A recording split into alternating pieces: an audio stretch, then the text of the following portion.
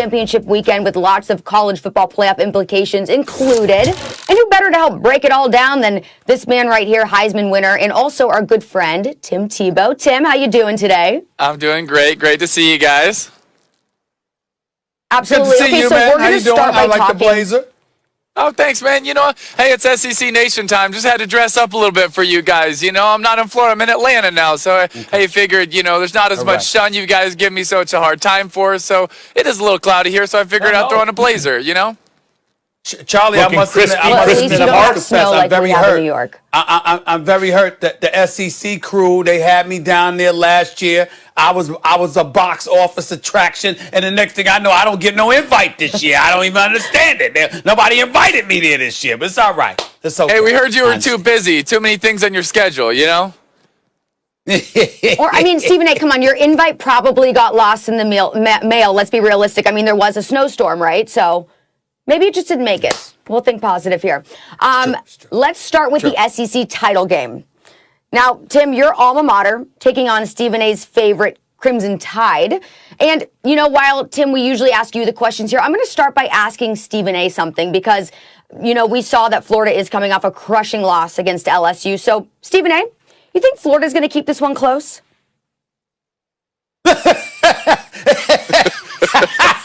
What? Close? It's a wrap. That's a funny question. I mean, please.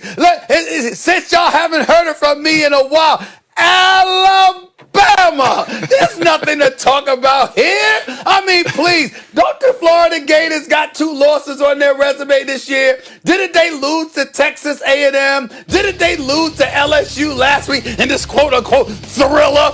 But when LSU went up against Alabama, they dropped 55 on LSU. When they went up against Texas A&M, wasn't that score like 52-24? But Florida lost to both of them. And they're going to give Mac Jones and Najee Harris and Devontae Smith and the crew problems? Please, all day, every day, especially when it comes to the SEC this weekend.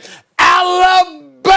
It won't even be close. My condolences to the Florida Gators. I like Trask. They've got some good players, but there's no Tim Tebow in that locker room talking about let's go, let's go, let's go. It'll never happen again. You ain't gonna play like garbage, apologizing to the fans. There's nobody like that in that Florida locker room. The Crimson Tide roll Tide. It's a romp. You can book it. I'm predicting the score right now. It's going to be like, and I know the coach is going to use this as motivation for his team. It won't work, by the way. It won't work. Alabama, 52. Florida, 26. I'm predicting a romp, period. I totally agree with Stephen A. here, unfortunately. So, Tim, let me just ask you, how does Florida even theoretically win this game? Like, what are you going to do to slow down the Alabama offense even? And Florida doesn't have great line play in terms of trying to, like, control the time of possession or anything like that. I can't even conceptualize, how does Florida plan on, like, what scenario unfolds where Florida wins this game? Guys, so much when I listen to you talk about boxing and UFC, and you guys do a great job with it, you always mention styles make fights, right? That's something that you always bring up. Well, I think that's the same thing in this game. The style makes the fight. And I think Florida actually brings quite a style to this game that doesn't suit Alabama really well. Listen, they didn't play really good last week. They didn't play good at all. Actually, it was incredibly disappointing for Florida. They should have mopped LSU with playing 34 freshmen, right?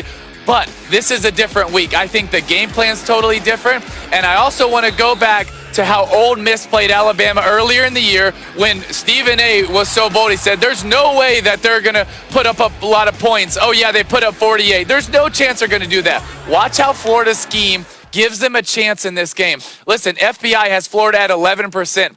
I think it's probably more about 40%. Do I still think Alabama's a better team? Yes, I do. But I think the style of this game, Florida's offense, their game plan, the way they're going to spread it around, and the way that they're going to create mismatch against the match combo coverage of Alabama, I think it gives Florida a shot early in this game to hang around. I do think they're going to need a couple breaks, a couple tip passes. They're going to need to convert in the red zone, score, stay in this thing, and maybe win it in the fourth quarter. But I do see a road to winning this game. There's a chance. I do not think it's 90% Alabama like the FPI has it. I do think Florida has a chance in this game. And you need to go back and watch throughout the year. If this offense for Florida gets rolling, they're a very dangerous offense. It won't get rolling. That's my point. Now, I will give you credit. And I knew you were going to bring that up because you got me there. Tim Tebow was texting me during the game, man, talking about Ole Miss. Watch it. And they dropped 48 on Alabama. It was a good game. And he was texting me during the game. I was like, damn, he got me here. But not twice in the same season. It ain't happening for you this weekend. And then you look at now think about Tim Tebow. Good-looking dude, got that perpetual smile on his face, always encouraging folks. I'm sorry to call Tim Tebow out like this. Florida, does that seem like a confident Tim Tebow right there? Did he look confident? Did he look euphoric? Did he look I didn't say I think they're going to win, but they have a much better chance than you think they do. Tim Tebow knows what the rest of us know. Tim Tebow knows what the rest of us know. Alabama is taking these brothers to the woodshed. It's going to be a romp. Are you going to be in attendance for that game, Tim Tebow? Because I don't want you to see what's going to happen to Florida this weekend. I really don't want you to see it, Tim, because I love you. When you see the style of this game, you will be shocked. The game plan that Florida has, they will compete in this game. Florida will compete in this game. Tim. They're not getting taken to the woodshed. Hey, you know you my boy. You know I love you. I don't want this for you. I don't want what's coming. You don't deserve this, Tim Tebow. You don't deserve to be in attendance for this beatdown y'all about to get. That's all I'm trying to say to you. It's okay. That's all right. Okay, I don't say. Tim, you know I never agree with Stephen A. I tried to be there. I really did. You know, I try not to agree with Stephen A. I don't agree with him normally, but he is trying to be your friend right now. He really is. He's being a good friend to you right now. Listen, I understand he's my friend. Stephen A is predicting 52-26. What do I think about 50? What would you say the score is going to be?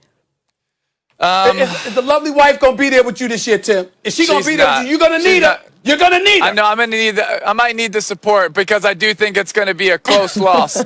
So I might need that because it'll be closer. Let me think. Maybe 38-28?